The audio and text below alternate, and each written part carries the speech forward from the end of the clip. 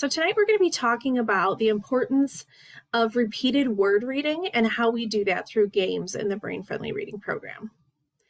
So if you haven't been with us for the last few nights, we've been talking about this ladder of reading and writing by Nancy Young, who was looking at the effectiveness of reading in the United States, or reading instruction rather, in the United States. And she found reading seemed to be effortless for about 5 to 10% of our students, that learning to read was relatively easy with about 35% of our students, but that learning to read, spell, and write proficiently required a code-based, systematic, and explicit instruction for 40 to 45% of our students. And down here on the bottom, we have our students with learning differences, things like dyslexia, dysgraphia, or other learning differences. And that's about 10 to 15% of our students.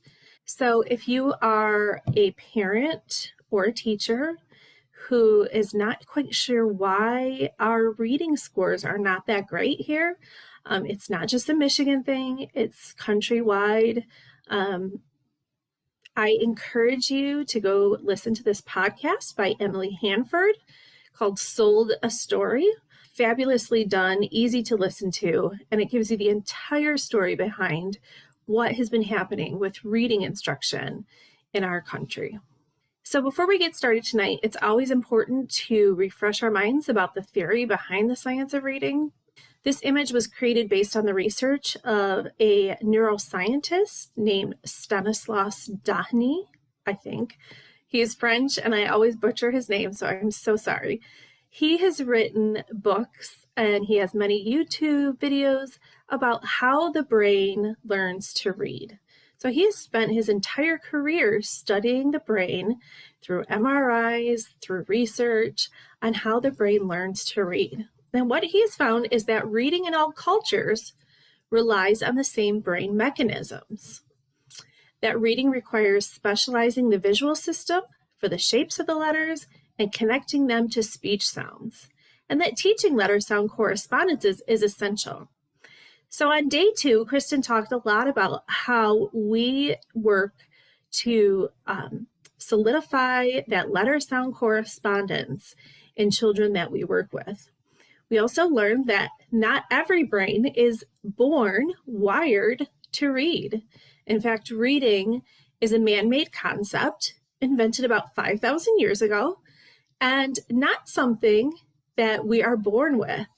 So we are born for oral language and for communication, but we are not born to be readers. So some people's brains, we need to teach that part of the brain how to read the correct way and use the correct parts of the brain in order to be able to read. So now that we know that through science, we're going to be teaching you how do you actually apply this when you're working with children. Here's another important information for you to know called the Scarborough's Reading Rope. If you want to be a skilled, fluent reader with comprehension, you need to have 2 components, one being word recognition and the other being language comprehension. And under each area are more specific skills like phonological awareness, decoding and spelling, and sight recognition. Those are the primary areas that the Brain Friendly Reading Program works to build on. And when we say sight recognition, we don't mean sight words. What we do mean is that we have trained the brain to see the patterns in words so that they are able to recall that word and pattern and meaning by sight. So it seems like they're able to quickly and automatically see a word. So I just want to make that distinction right there. And we have learned that the beginning of reading is being able to hear language. So oral language development that begins at birth. You know, when we're talking to our children and babbling and singing, that all helps them to understand our language. The next step is going into ear training with something that we call phonemic awareness. That's just a fancy way of saying the ability to hear and manipulate the sounds in our words and our language. And so we do things like read Dr. Seuss books to them and read nursery rhymes and sing songs that are rhyming. And this helps them to be able to play with the words in our language. And eventually, helps them to hear the individual sounds of our words and our language. And so last night I talked to you about how we get children to spell individual words. And tonight I'm going to stay right on the step about how we get them to read these words. This is kind of like a 2-for-1 right here, okay? And we talked a little bit about that last night. We're going to talk tonight about bringing this theory that I quickly touched on tonight to life and help children read words repeatedly. One of the things that we had touched on earlier this week is that students need many repetitions. So we learned that even a gifted child needs 4 repetitions for some work. Typical student needs about 14. A student with dyslexia or learning disabilities can need up to 200 repetitions with the work. And so how do we do that without tiring these children and without drill and kill and things like that to make them want to do the work and yet do the repetitions needed to be able to store these words and word patterns in long-term memory? So some of the things that we do in the Brain Friendly Reading program are having the children play games like Go Fish, a game called Game of Books, board games, and other games like Bingo and Tic-Tac-Toe. And I'm going to teach those to you tonight, and I'm going to show you how to play those. Some of these games and game cards were in your free download. So let's talk a little bit about what the benefits are of game playing. Well, first, they provide meaningful repetition in a stress-free way. They're engaging and increase focus and cooperation. And I think really importantly is decreasing anxiety. Playing games 3 or 4 times builds fluency, which that just means speed, accuracy, and expression. The repeated word reading is also essential for struggling students and dyslexics. Just like I talked about, it can be up to 200 repetitions. Now, does that mean that you can have a struggling dyslexic where you have to give more than 200 repetitions? Absolutely. And I believe that my child was one of those students. And that could be a little frustrating at times. So I want to tell you a little bit of a story real quick about the benefits of game playing. So I do a lot of classroom work where I go into classrooms and I model lessons for teachers. And I help teachers model what these games look like and how they can set up their classrooms and things like this. And so recently, well, I guess it was this past winter, I went into a classroom of a 2nd grader. And usually the teachers always want me to see their most struggling readers, of course, and for me to give them their feedback on what's happening and how they can help those struggling readers. So I went into this classroom and she had called over a few students to this table. Now you could tell by 2nd grade, these students know that they're the struggling readers. And this one boy came over to me and he was very, very sullen. He knew, great, this lady's here and she's going to make me do work and I don't want to do the work. And you could just see it on his face. He was not happy that he was being called over to this table. And so he got to me, and one of the first things we did was play the secret decoder game. And that was a game that Kristen talked about earlier this week. So if you haven't heard that, I'd go back and listen to that. And he was like, okay, maybe this lady's not so bad. All right, I can go along with this. And then we started playing a simple game of Go Fish. And this kid was laughing. He was having a blast. And at the end of the session, in fact, he worked with me for 45 minutes, which his teacher thought there was no way. So at the end of the session, he ended up handing the materials to his teacher and saying, can we play this during inside recess? So not only was he getting all this meaningful repetition, reading these words, it had definitely decreased his anxiety. He was stress-free. He was happy. And his teacher reported to me, I've never seen him that happy and smiling ever at school. The other thing that she had shared with me, that was this little boy the week before was so adamant that he was not going to do any work, that he was actually sent to the principal the week before. And the principal was asked, see if you can get him to do anything, any work at all. And the principal could not get him to do any work whatsoever. And I'm happy to report after that day that I came in and I showed his teacher how to play these games and do these games with him, they had no issue for the rest of the school year, and he was very happy to do his work. He learned how to arm tap, he learned how to arm spell, and he was very happy playing these games. So sometimes people think, oh, this must be too easy. It's the magic in games. This is one of our tutors playing Go Fish with one of our students. This first one is with a kindergarten student, so you'll see that the cards are a little bit bigger. Do you have fish? Nope. Go fish. Go fish for fish? Okay. Do you have... Actually, no. Fish my wish. Oh my gosh, you got a match already. What word did you get a match for?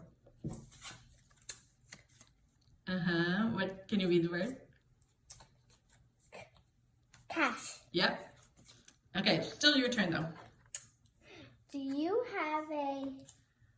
What? Wish? No, go fish. This is wish. I know.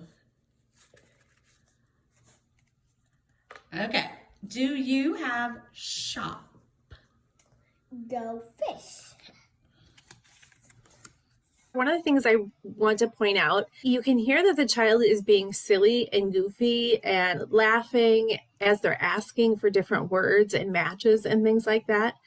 And that's really important when we talk about the easing the anxiety, because whether you're a teacher who has a struggling student or you're a tutor who plans to work with struggling students, they come to you with a lot of heaviness and brokenness, knowing and thinking that they can't be fixed, that there's something wrong with them.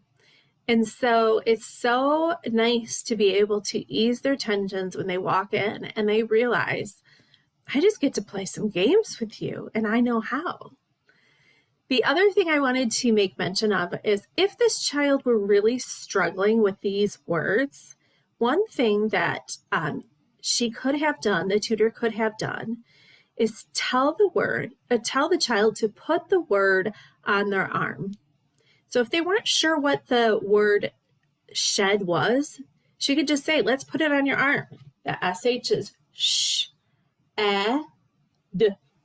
shed. And this is how we commonly, when I start with young readers, how we do just about every single word in our Go Fish game cards, because they don't yet have this automaticity. Their brain does not yet see the patterns in words, and they need to individually tap out each single word and then say, do you have sh, t, shut, or whatever the word may be. In sin. Sin. Do you know what it means to sin? To not be nice and not follow the rules. Sin. I do have the word sin. You have a match. Bradley, do you have the word bib? Bib. What does that start with? Lip. No, not a match. Say go fish. Go fish. I don't have a match. Your turn. Mom, do you have a Start at the start. lip? Do you have a lip? I do not have a lip. Go fish.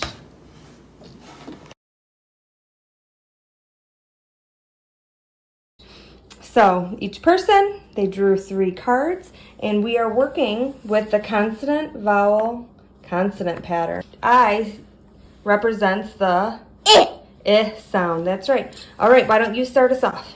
Do you have dig? Ooh, look closely. Digs. No, I do not. Go fish.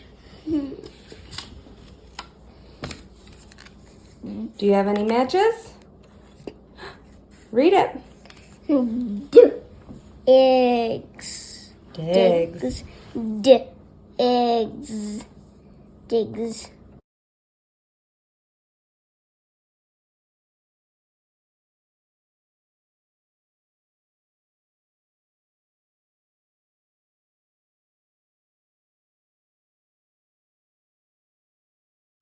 Do you have kin? Do you know what kin is? No. Kin is a family member or relative. Kin. Bradley, do you have the word kin? Go fish. So I wanted to go ahead and show you another video, just how we can scaffold this up a little bit for older readers or more advanced readers. Every lesson in the Training Companion Guide comes with 2 sets of game cards. So you're going to see in this next video clip of them playing Go Fish. And there's more phrases and sentences. Kelly, I can see that they highlighted the long A pattern before they started. Exactly. So here they're working with the long A of AY and AI. And they say the whole entire phrase. They have to say driveway, subway, or pay the bill at the mailbox to get the other match. Otherwise, it's really just played like Go Fish. And then if the kids run out of cards, I make them pick up another card. They keep playing until all the cards are gone. Exactly. That's exactly what they do.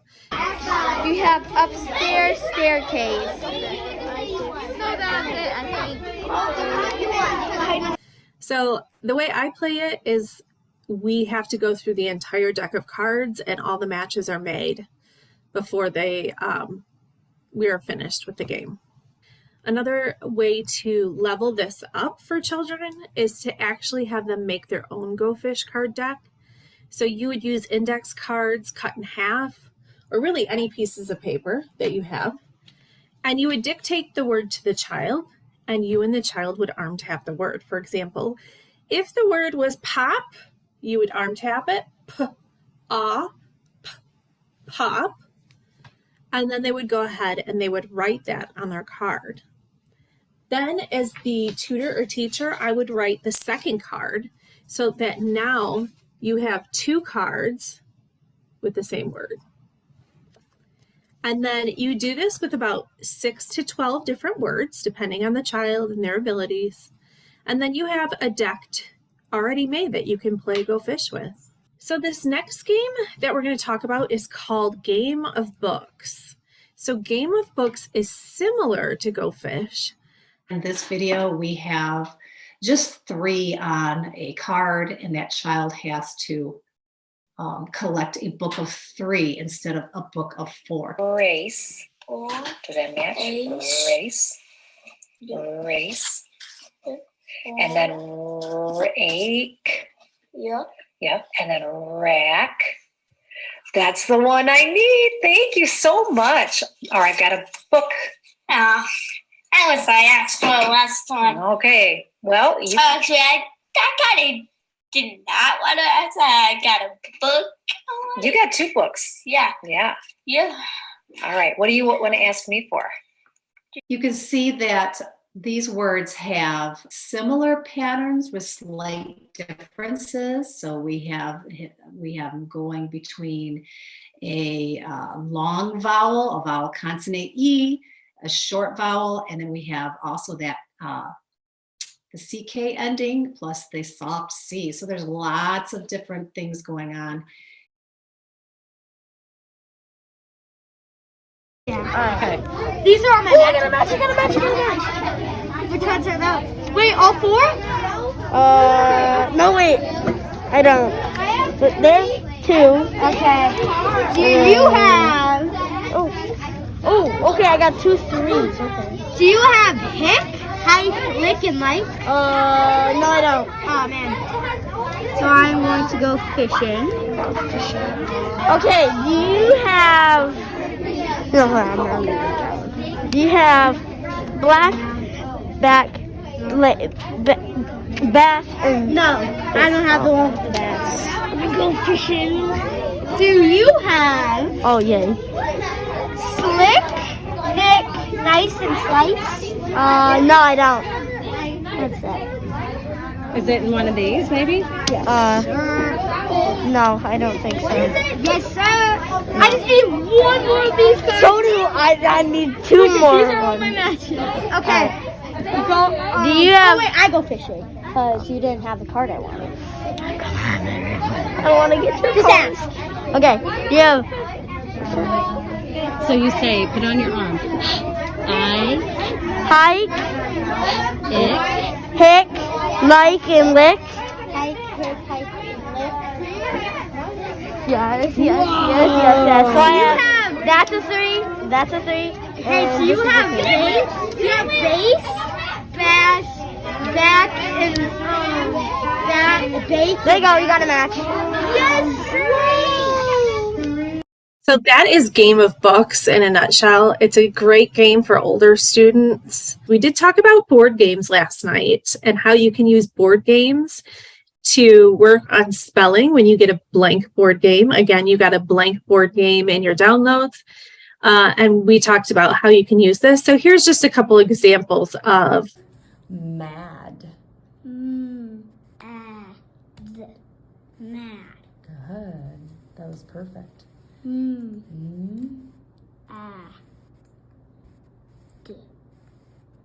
Check it out. Go ahead. You can go first.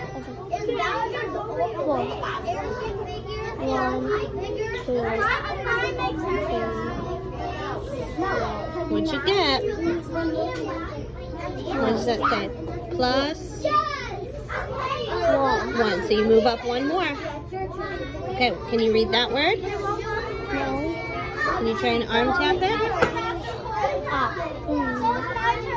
What do you think that is? Air. Hand. Good job. All right, my turn. What number did I get? 9. Close. 6. 6. 1, 2, 3, 4, 5, 6. Let me arm tap that word. Ready? Ab. Cab. 6. 1, 2, 3.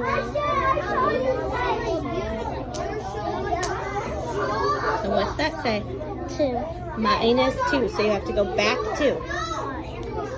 1, 2.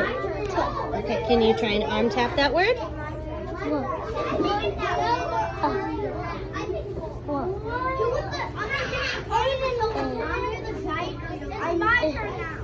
Wha. What do you think the word is? What? Wax. Okay. 4. Ooh, there you go.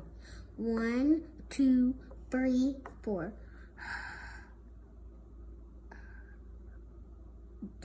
Hubcap. Hubcap. Do you remember what a hubcap is? Yeah. What is it? It's that circular metal thing that you put on your tires, right? Okay, I'll spin this time for me. Okay, I get 2.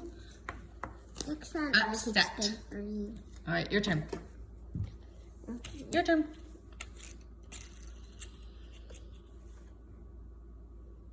1. Cannot. I'm gonna spin for me. 2. 2. 1. 2. I get to go another one. No, it's a 1. Yes, I do. So, Okay. This one is cobweb. cobweb. But you're supposed to go 1. also have board games that are more focused on spelling activities as well. 2 of those are called Bingo and Tic-Tac-Toe. See here, this is an example of one of my students' bingo board games. And this is what comes in your downloads. And so we were working on the skill ER. So we have all these words. This child also is dysgraphic, something we haven't yet talked about, but that means that they have a learning difference in the ability to write their words. If you notice, this child starts in printing and then goes to cursive. She's just been studying cursive. And it's amazing to see the difference between her handwritten and then her cursive writing. So just a side note there. So when we play bingo, this isn't like your traditional bingo board. One thing is I just got her to write 12 different words. It says she was spelling with the sound. You're going to want to go ahead and decide what it is that makes a bingo for your game. So for example, this one I've put in one of these dollar store sleeves so that it can be used as a dry erase pocket. And we can use this board over and over again. Sometimes the kids just like to get 4 down or 3 across. And that's one of the things that they can do to get a bingo. Another way, I like to call this a T. So they have to get all 3 on top and all 4 in the middle. And when you get those, then you have a bingo. Another way to get a bingo is what I call the L, where you have to get all 4 down and then the 3 across. And then another way is to get all 4 corners, and then they can get a bingo. We do this in classroom settings, and we also do this in private tutoring sessions, and the kids have a bunch of fun with this.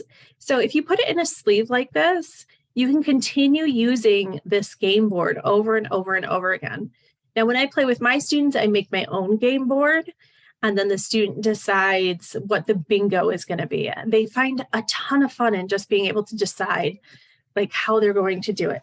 So just keep that in mind when you're playing it. It doesn't always have to be the same thing. You can come up with your own way of getting bingo, and the kids like coming up with their own ways to get bingo as well. So tic-tac-toe provides a quick and easy way to practice spelling with the children.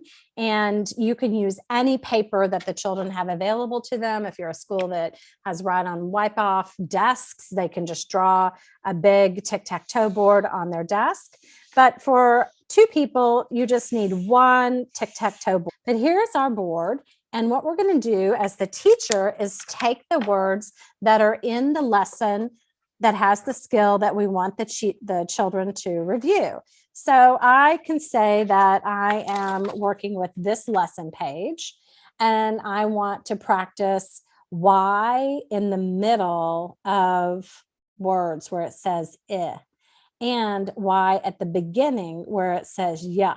I'm going to dictate both of those. And I've just told the children that we're going to practice with words where Y says yeah. And we can arm spell some of those words orally. And we're going to practice with words where Y says I in the middle. And we can arm spell some of those words. Take just a minute and a half to do that review work with them. And now we're going to play tic-tac-toe with that same group of words. And I don't have to prep anything. I just open up my book and tell the kids to make a tic-tac-toe board, give the mini lesson. So we can have the children use 2 different colored pens or markers. That's helpful. And also they can mark an X or an O on their tic-tac-toe if they just have pencils, or if they're using write on wipe off, they can mark it with an X or an O. So the first child gets their word yet, and they say yet, et. We arm spell it, and then we write it, et. And this child is an X, so they'll put an X there. Then you dictate the next word, Jim, J-M, and the children arm spell it, and this child decides where they want to write Jim, and they put an O. Here's your next word, myth. The children say myth back to you. Arm spell it, M-I-Th, myth. Where are you going to write it? What comes first? What's in the middle? I. Yeah, that's Y says I. And you can write the words on the board also, but be mindful that you'll have children who'll just wait for you to write it and then copy what you write. What you want to do is encourage them to use the skills that they've been practicing to practice writing without copying. Some children are very much in that habit. All right, it's O's turn. Here we go. Our next word is yank. Let's arm spell it. Yank. What do we hear first? Yank. Ank. A-N-K says ank. So you can even articulate that for the children if they might need that support. Oh, they blocked on this one, didn't they? All right, here's our next word. Yip. yip, and yip. And the X is going to write it down. And then it's O's turn. Him. Let's arm spell it. What says I? Y does. Now, I'm going to show you something up here about this word. Hymn is a song that's sung in church, and it has a silent N after it. Hymn. So you can give the children any help that they need. This is a very unusual case where we're using a silent blend in the middle of the work. That often never happens, but in this particular case it did. So I want to show you that. And then this child has played and won tic-tac-toe. Now, some of the other children, if you're doing it whole group, might not have won yet. So you can keep going and let's see if somebody else can get a tic-tac-toe. So they got a tic-tac-toe, and you're letting the rest of the class continue to play, and this table still gets to play. Here's our next word. Our next word is yuck. Yuck. Yuck. Let arms spell it all together. Yuck. And now they've got a tic-tac-toe too. And then maybe you have some tables where nobody's gotten tic-tac-toe yet. So then you play and see if somebody else gets a third tic-tac-toe. And you can dictate 2 more words so that everybody has written 4 or 5 words, and everybody has had a chance to either play to where there's no winner, or maybe there's 2 winners. So I just wanted to show you basically in the BFR lesson sequence where this game playing would come in. So we talked about tapping the chart on day 2 and sound dictation on day 2. We talked about how to introduce spelling yesterday with the arm spelling, arm tapping. And this goes right along, the game playing goes right along with word study and being able to read words with meaningful repetition, as you'll see down here. That is so important. Like we said, some kids would need up to 200 repetitions with the word. And as a parent myself who's had kids go through elementary school, I can tell you, I would love if my kid ever came home and their job for homework was to play a game with me rather than fill out another worksheet or do another thing. There's something special about playing games with children where you really create a fun time and a close bond. And so as a parent, I really appreciate that as well. Like I said, you can find more games and lesson plan pages and books at our websites here, brainfriendlyreading.org/shop. Same with weshallread.org shop. You can find all sorts of videos at Brain Friendly Reading YouTube and We Shall Read YouTube channel, where you can find 10-minute PD videos. And if you're a tutor or wanting to become a tutor, you can find more information on how to establish your tutoring business. And like I said, make sure you're following us on Facebook, Insta, and TikTok. If you're interested in getting a more robust training, you can always join us for an asynchronous training. These trainings are usually over $1,000 in the Metro Detroit area, but the We Shall Read nonprofit provides a grant-funded asynchronous training for $225 through our website. And not only is it asynchronous, but you also receive a mentor. So someone like me or Christy or Kristen who will help you, be with you as you go through the training and help you as you're either implementing this in your classroom or as a tutor implementing this in your business. We also will have in-person trainings in Michigan here in the fall. So keep your eyes on our social medias for that. And we also are working with schools and nonprofits to provide professional development for them too. I currently am using these in my summer school class, and the kids cannot wait because I have K1 for my first hour and a half and 2-3 for my second hour and a half. They're like, is it game time yet? Are we doing the games yet? Can we do the games? I'm like, pump your brakes. We got to go through the other stuff first. They love doing them. So they're like, can we do bingo today? I was like, well, we're kind of doing Go Fish. We're only on day 2 of summer school, but they do really enjoy it quite a bit. So That's great, especially when you have these kids for summer school and they're already thinking like, oh, bummer, I'm at summer school, you know? But then they're like, hey, she's cool. We get to play games. They love it. So That's wonderful. You know, the funny thing is I was working in some middle school classrooms this year as well. And I used the exact same games, the Go Fish, the bingo, the tic-tac-toe, and they loved it.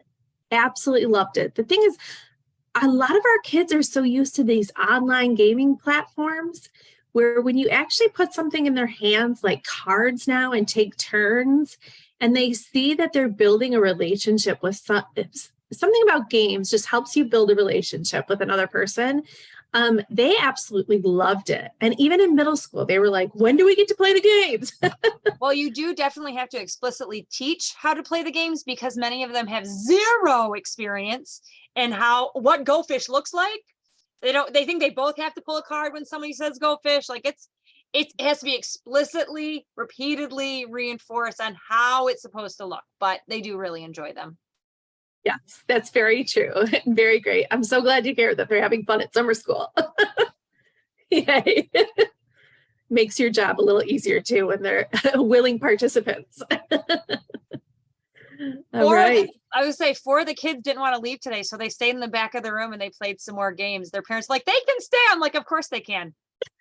So they just stayed and played more games, and that's yes, okay. Exactly. It's just like that little guy I was telling you about, who was just like, I don't want to be here. I can't do this. I don't want to do this. And then just complete 180 with this Very kid. valid. Absolutely happens.